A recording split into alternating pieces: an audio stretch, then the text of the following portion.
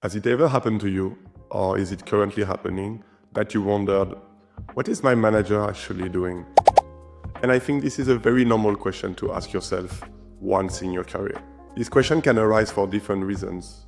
Either if you never see your manager, is always in meetings, always busy, or if you feel like the manager is not doing much, you and your colleagues are doing all the heavy work, or if you feel like you want to become a manager, you would like to have more responsibilities and you feel like you like to work with people. Or the opposite, you feel like you don't want to become a manager, but you're just curious to know what's on the other side. I have to be precise here. By manager, I'm referring to the function of managing other people. In some organizations, it can be called, for example, team lead.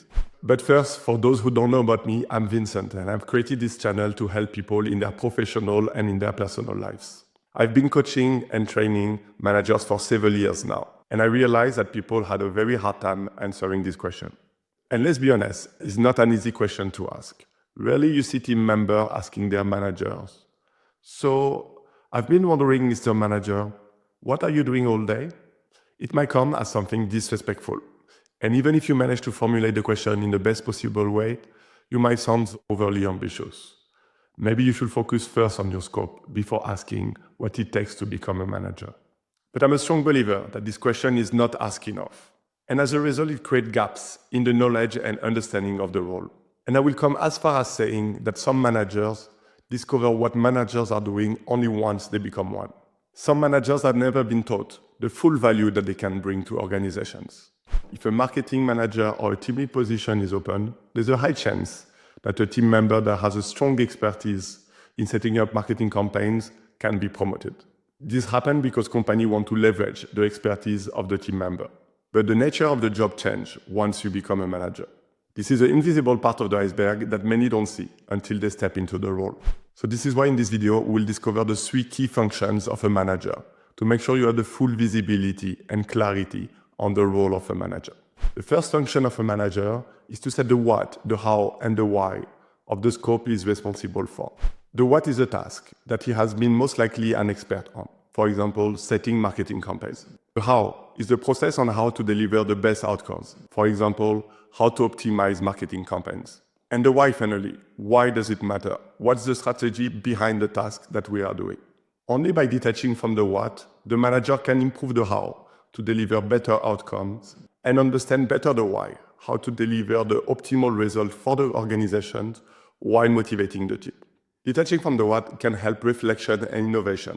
Otherwise, it will be simply like asking your team members to still use typewriters in the digital age simply because you have been the best at it. The second function of a manager is being responsible for all the resources and the optimization of them.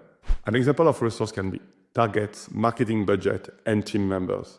The role includes forecasting and controlling the resources. It includes as well process improvement and efficiency gains. This applies to all the resources, including the team, by hiring and firing, training and coaching, and mentoring and challenging the team. The third key function of being a manager is being the interface between the company and the team, by gathering information and summarizing them, by challenging upwards or downwards to make sure that the company goals are met, but at the same time that the team efficiency and the morale are protected. And finally, as an interface, it's important to communicate, to synchronize, to align, and prioritize with the rest of the organization on the most important task to accomplish. I hope that the role of a manager is more clear for you right now. And if you still have some questions, don't hesitate to ask him or ask her. How do you create a strategy?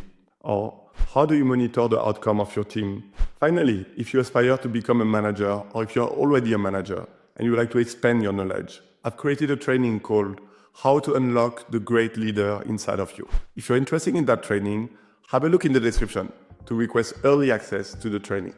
If you like the video, don't forget to like, subscribe, or share with a colleague. I will be seeing you in the next video. Cheers!